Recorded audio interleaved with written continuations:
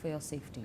Thank you, sir. Thank you so much. All right, let's put out some breaking news before we get in our other guests to get in their perspectives. According to reports, Israeli Prime Minister Benjamin Netanyahu has convened a security cabinet meeting at 11 a.m. It will be an emergency meet with the inner cabinet. Meanwhile, footage circulating online reportedly shows a massive missile launch from Malad, Iran, seen moments ago. And that's the visual that we're tracking as far as this development is concerned. You can see, of course, these visuals are coming in from Malad in Iran.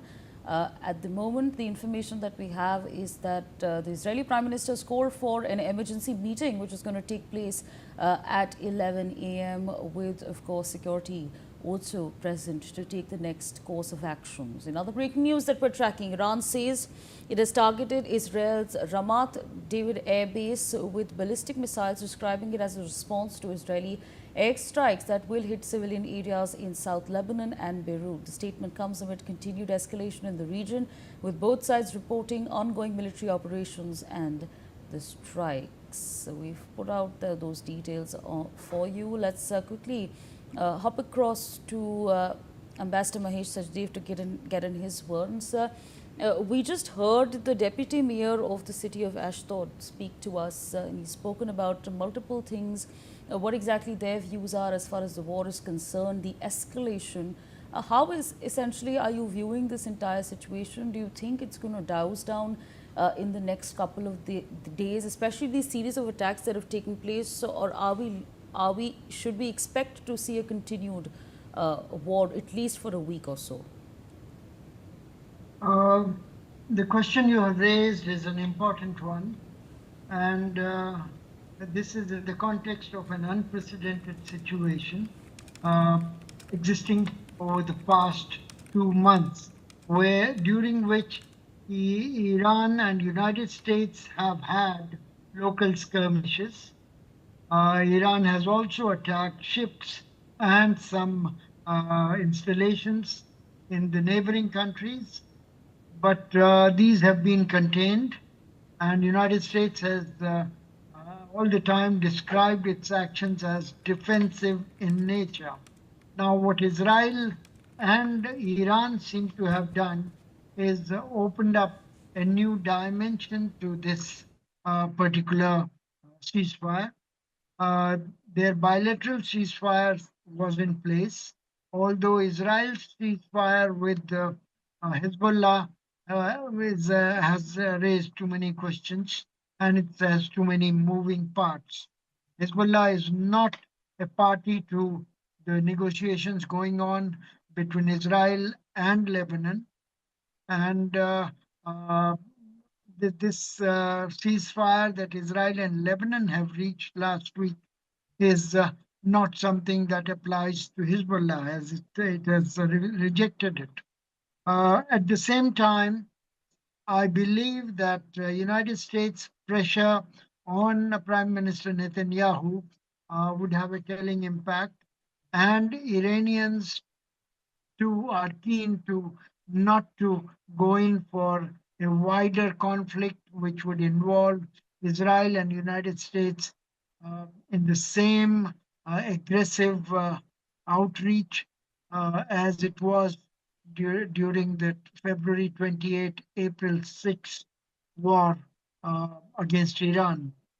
So I believe that even though the escalatory ladder seemed to be spiraling upwards, but I imagine that behind the scene diplomatic signals are being passed saying that this is strictly tit for tat and would not be allowed to go out of hand. Thank you. Right, so absolutely. Let's put out some more breaking news on our screens. The Tehran Fire Department says residential and urban areas in Tehran were not targeted in early morning blasts, even as explosions were heard across multiple locations, including the capital and other cities. The clarification comes amid escalating military tensions in West Asia following Israeli strikes on strategic sites inside Iran, with both sides continuing operations and raising fears of further escalation. Major General Sudhakarji, let me get in a word from you over here. As of now, we're not being told, a lot of information is under the wraps for a good reason. So we've not received any reports or indications that claim that any civilians have been, affected or impacted in these attacks that have taken place. There are no casualty numbers that we've received so far. You know, and that's a good indication. But how significant a role does this play? This critical information. It does play because this information about the civilian casualties has got a bearing, overall bearing on the morale, motivation, and the threshold of tolerance of Israel. Because more than that, the military implication of this is that what kind of missile Iran has actually launched? Is it a hypersonic missile or it's an ordinary ballistic missile?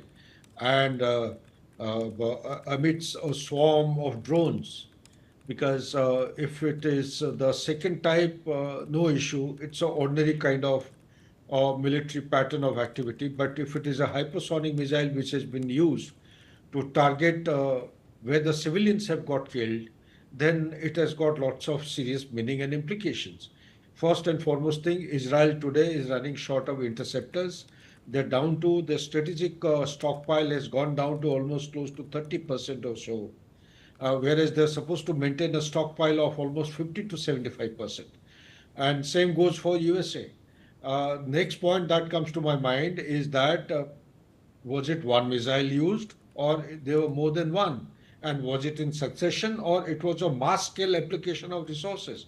So all these things put together will give a different connotation and interpretation, and a kind of a extrapolation of casualties also can be worked out by artificial intelligence as also by a pattern reading. But the issue remains that since the fact Netanyahu has called for a meeting at 11 a.m. as per Israel time, Yes. this goes to indicate that there is something serious that has happened. There are far too many civilian casualties, and those figures which are not coming out in the media, which you, I believe, I understand you are trying to point at that only, will have a overbearing impact on the deliberations during the meeting. And during the deliberations in the meeting, they will be taking decisions whether to continue. If yes, how do they continue? Will it be with the missile standoff attack or with the aircrafts going midway and launching the projectiles and the warheads and coming back? Or they go penetrate into the airspace of Iran. Iran airspace is closed ever since this particular incident took place. So that means avoiding the airspace of Iran means that the air defense architecture of Iran is already active. They will be able to pick up with S-400 targets at a range of 600 kilometers. They will be engaging them at between 150 to 300 kilometers. So the Israeli aircrafts will do well to stay away from this. But there are some F-35s I am given to understand which they have of late, not out in the open.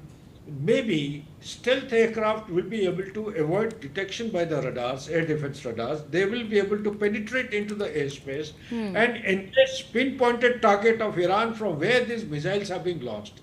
Now, last part, answer to your question. Similar exercise had been undertaken by Israel earlier and USA. Both the stakeholders, they had claimed that they have carried out decimation, devastation, nothing is left, everything has been damaged, so many rocket launchers. So what happened? The CIA had just about a week back has given a report that Iran is still left with a combat potential of almost 71%. It will enable Iran to fight a very high intense kind of a warfare Right. against America and Israel for next 4 months. This is CIA language, not my language. Although it is interlaced with a adjective and qualification, indicating that Iran will be fighting a kind of a asymmetric deterrent warfare against USA and Israel, and it will be raising the cost of winning a war for USA and Israel against Iran. That is how I would like to reply to your question. All Thank you. right. Major General Sudhakarji, Ambassador Mahesh Sardev, thank you so much for taking our time this morning